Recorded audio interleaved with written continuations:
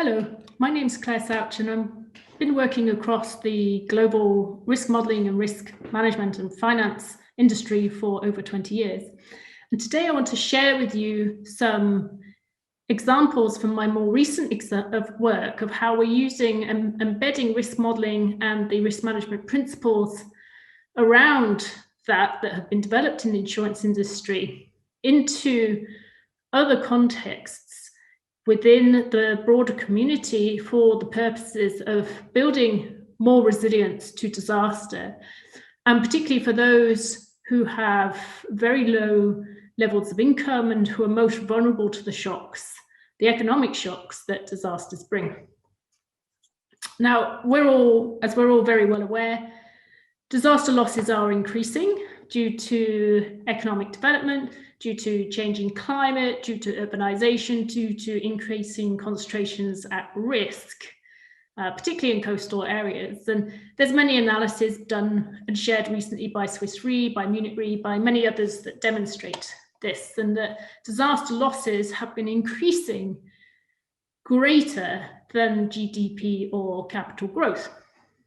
Now, insurance is a really valuable tool in helping to speed up post-disaster recovery, but it's just one instrument amongst many in an effective and holistic risk management strategy, which covers risk reduction, risk adaptation, financial protection, post-disaster reconstruction practices to build back better, and so on. And underpinning all of these strategies is risk awareness and the need for understanding the risk and being able to quantify it economically and assess how it might change in the future. And this type of risk insight, I feel, and this is shared by many others of my colleagues, it needs to be available to all stakeholders across governments, NGOs, communities, individuals, corporates, finance specialists, and so on, across many sectors to help the world better prepare for and manage the impact of disasters. Catastrophe risk models, which have been used in the reinsurance industry since the 1980s, offer very powerful and effective tools in the analysis of risk. And by using scientific first principles and the physical mechanisms of disasters and their impacts, they allow us to estimate the full range of potential losses in any given area that could occur.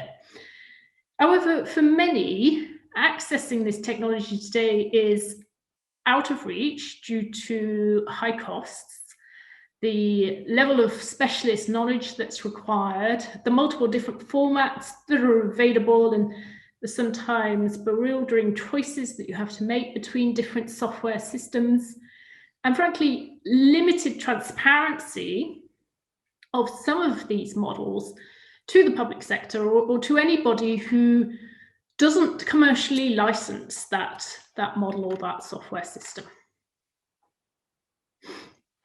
Now, we also need new methods of developing catastrophe models. The way that catastrophe models have been built has remained largely the same for the best part of 30 years, and many models use essentially very similar data sets and approaches, certainly at the macro level. And one of the fundamental issues, of course, that we have in today's world is the reliance on historical data.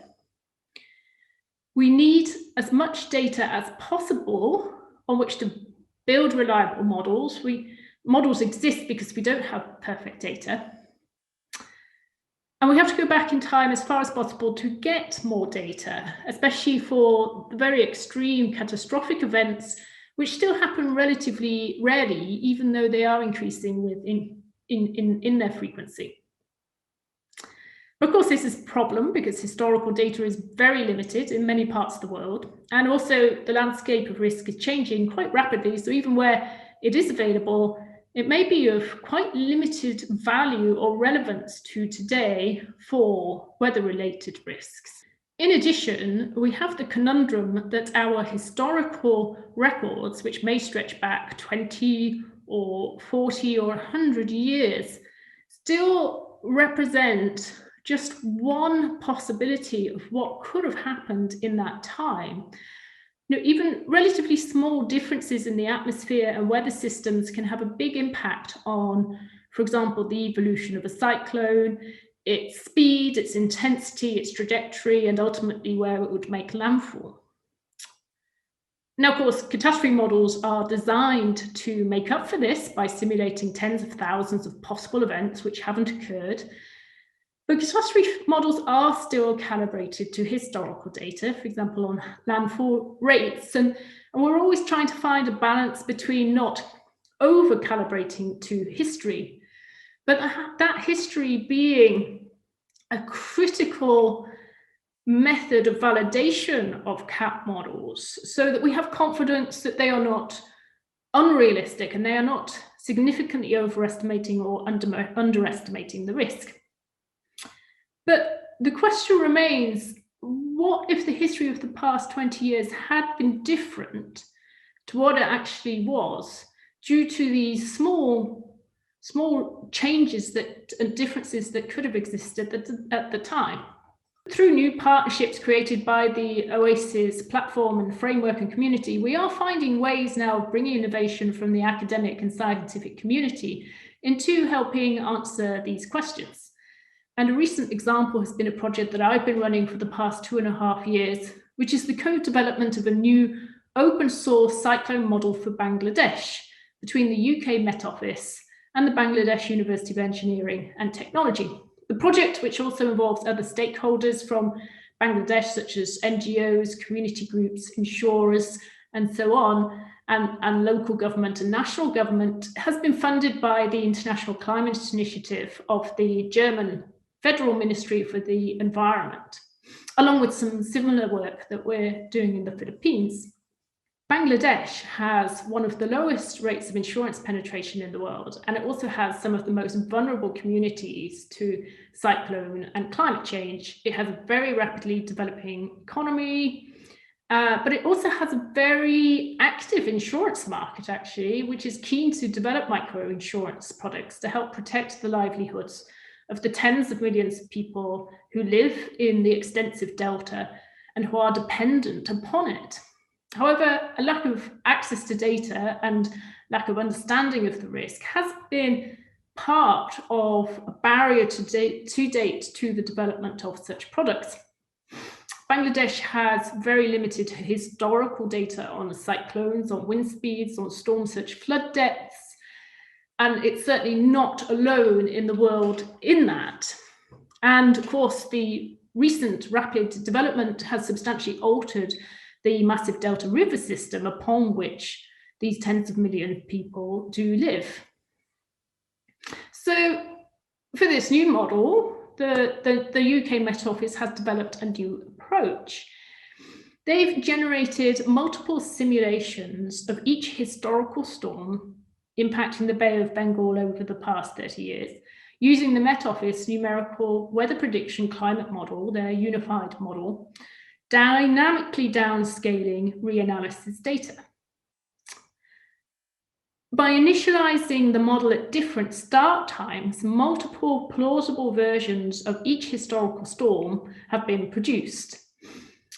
A total of 9 versions of each of 12 historical storms have been created in this way, along with a wind field footprint for each one over land, which gives us a much more comprehensive view of potential events, whilst remaining within the physical boundaries of the atmosphere of the area, and giving us a better understanding of the evolution of the pattern of winds over land, given the lack of actual wind speed recordings.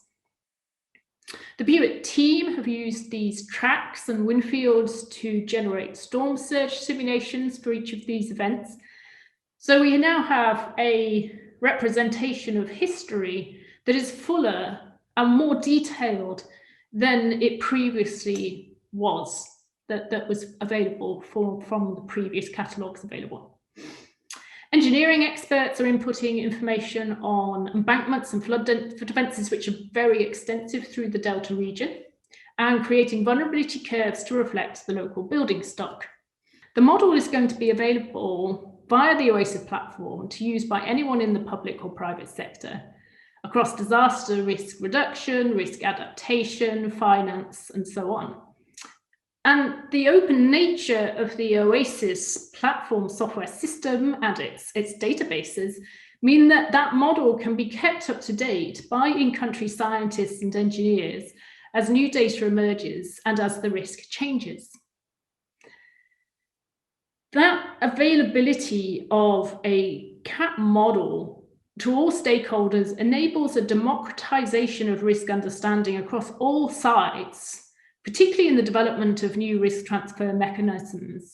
It also enables a whole host of other types of decisions around development planning, the location of critical infrastructure. We've talked with government departments about how they can use it to plan the future location of cyclone shelters, schools, and so on, given climate change impacts.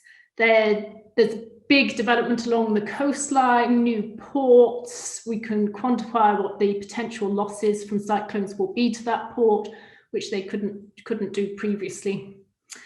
Development of micro-insurance schemes I've already discussed, and also the economic value of natural defences such as mangroves in avoiding disaster losses. So it's been a really good example of how we can apply the international standards and the open framework of Oasis to both bring new science and data and approaches coming out of the scientific community into output usable by decision makers, enabling the quantification of risk in an area where that hadn't been done before and was not available, making this information openly available to all stakeholders through a system which can be updated by those end users or by the scientists or by the engineers as the risk and the data evolves. Having this type of risk analysis available worldwide could really transform the world's ability to manage its risks from disasters and the effects of climate change. It can increase risk awareness. It can start the work needed, and there would be more work needed, undoubtedly, to actually create new financial risk mechanisms. We need to stop conducting risk analyses, particularly for public sector uses and governments and so on, as single snapshots of risk in time, just there to support a very specific decision or transaction, which is presented in a report to a limited number of stakeholders. And instead of that, replace that by a global system of open risk models, which can be kept up to date by those who have the best data and risk knowledge, and which can easily be accessed by decision makers. Essentially, we need to replicate what's happened within the insurance industry in the past 30 years of enabling people to take ownership of their view of risk and to take ownership of their decisions about risk in a broader set of community and organizations and public sector, as we have seen has happened over the last 20 years within the insurance world. Of course, this will need a different funding model and mechanism than today's demand-based market dynamic. And it needs collaboration between competitors in the private sector to share data, between insurance companies, for example, trust between the private and public sector to share data and models, and to make that data and those models available and open for others to use. You can find more information about the work in Bangladesh and the Philippines from the Oasis website. Data is going to be released on the Oasis Hub. Some of it is already up there. And the project will be finishing at the end of the year. Some more data will be being released early next year. And I hope that we will collectively, as a community, find a way to be able to achieve what we have in Bangladesh, in many other countries in the coming years, and to embed the risk management techniques and knowledge and expertise that we've developed in the insurance industry into the broader world of disaster risk management. So thank you for watching this.